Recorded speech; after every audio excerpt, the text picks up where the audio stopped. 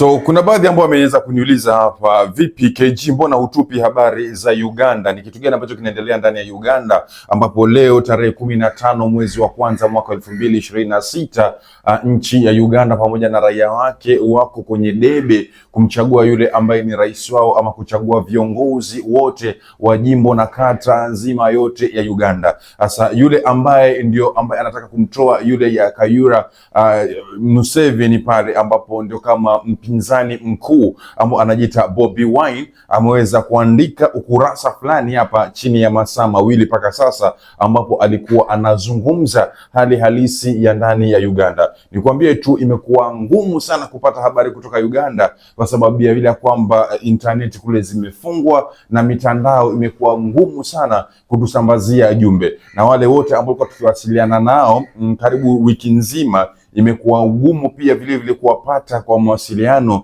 na kutupa habari ya hali halisi ambavyo iko ndani ya Uganda. Lakini kwa sababu Yoweri Kaguta Museveni na pia vile vile tumeweza kuona amejitoa akaenda kupiga kura tayari, na vile yule ambaye ni mpinzani wake mkuu ambaye ndo anasadikiwa ya kwamba huenda akachukua ukombozi na akuchukua ile taifa ambalo limeweza kuwa ruled na yule Kaguta Museveni kwa takriban miaka 40 kwa sasa, ambaye anaelekea kutafuta kuungwa mkono kwa mara ya 7 toka aanze kuchukua ile taifa. Ameandika jumbe hii na nitaenda kuisoma baada ya kwamba nimetafsiri kwa Kiswahili, ambapo anasema hivi: ulimwengu unahitaji kujua kinachoendelea Uganda siku ya uchaguzi. Interneti imezimwa kwa sasa, kura nyingi zimejazwa kila mahali. Viongozi wetu wakiwemo naibu rais wa mkoa wa Magharibi walikamatwa wote. Mawakala wetu wengi wa kupigia kura na wasimamizi walitekwa nyara na wengine walifukuzwa vituoni vya kupiga kura. Mashine za BVVK zimeharibika kila mahali, hazifanyi kazi. Watu wa Uganda lazima muinuke na wainuke wote kwenye uhalisi ili kumtoa huyu dikteta Museveni. Tukio na ukate tamasha la uhalifu. Dunia haipaswi kutoa uhakiki wowote kwa tamasha la damu na aibu hii. So ni kama alikuwa anataka watu wa duniani ama watu duniani kote waweze kufahamu kitu gani ambacho kinaendelea ndani ya Uganda. Yani kama kuna uhalifu wote ambao unaendelea ndani ya Uganda, anataka dunia ifahamu kitu gani ambacho kinaendelea kwa sasa, ikizingatiwa vile vituo vya habari ambavyo vimo ndani ya Uganda kwa sasa imekuwa ngumu sana upande wao kupeperusha habari kama hizi. Tumeweza kuona hata yale mashirika ambayo sio ya kiserikali ambayo yalikuwa yanataka kuingia ndani ya Uganda ili mradi kwenda kukagua usimamizi mzima ule upigaji kura pale,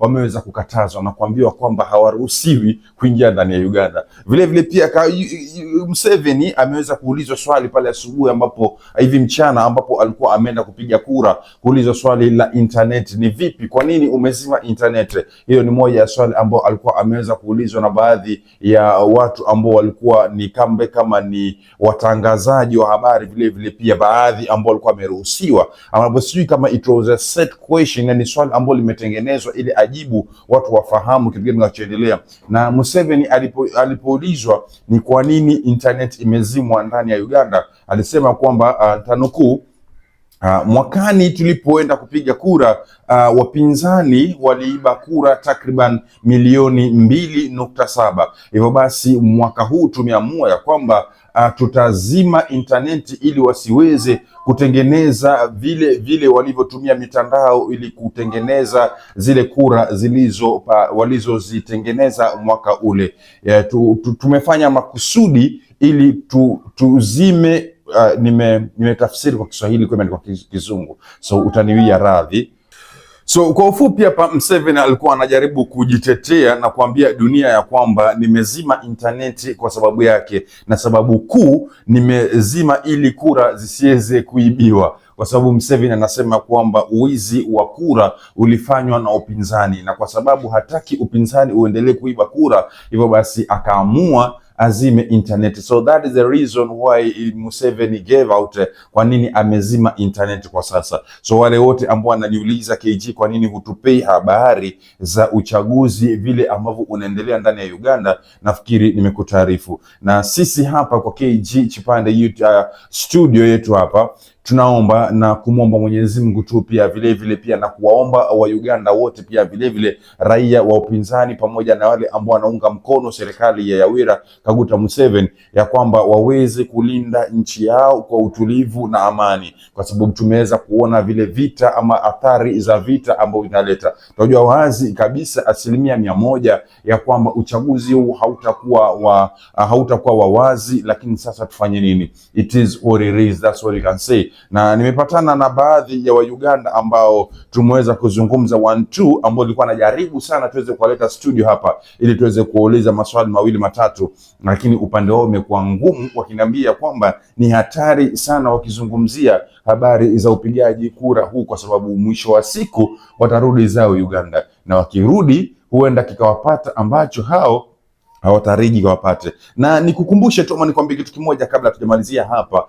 Kuna utofauti mmoja kati ya Uganda na Tanzania na Kenya, ambapo mtu yeyote yule ambaye ametoka let's say like Kenya ama Tanzania anaweza kukashifu serikali yake endapo atakuwa yuko nje ya ile nchi na kumtukana rais wake vile anavyojisikia na kukashifu kila kitu ambacho serikali yake inafanya endapo atakuwa yuko nje ya nchi, na serikali yake haitamchukulia hatua, itamsubiria ile wakati anarudi ili kama kumkamata na kumchukulia hatua nchini ifanyike. Lakini kwa wenzetu 256 ndani ya Uganda things are bit different, ambapo kama wewe ni Uganda na uko nje ya nchi ya Uganda, wewe kama let's say like wewe ni mtetezi wa haki za kibinadamu na wewe ni Uganda ambaye unaishi let's say like Marekani sorry, okay, ama Kenya ama Tanzania ama nchi nyingine ile, na uanze kukashifu serikali ya Uganda, kumtukana rais pale, kufanya vitu tofauti, what they are going to do is to trace you, na hawatakufikia kule ambako uko,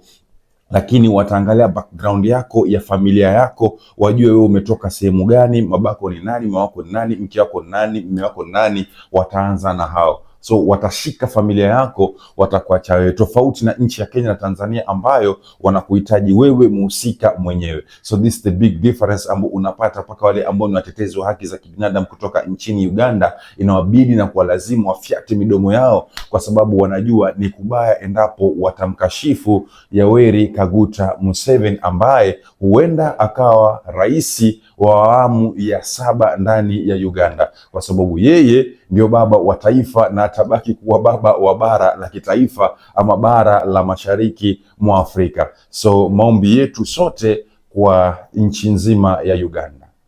Hizi zinazoonekana hapa ni baadhi ya mashine ambazo zinatumika kwa upigaji wa kura ndani ya Uganda pale, ambapo zinaonyesha ule ambao ni uhalifu wake wa kutofanya kazi, yani hazifanyi kazi ule usawia, ambapo zinakosa kutambua vidole vya wapiga kura na vinakosa kutambulisha mpigaji kura kama ni wapi ama ametokea wapi. Na hiyo ndio imekuwa shida kubwa mpaka sasa. Wapigaji kura wengi sana wako kwenye foleni wakisubiria wakati wa kupiga kura, lakini wasiwasi mkubwa ni vile ambavyo mashine hizi zinatumika, na mashine hizi zinakosa uhalisia ambao umetoa ile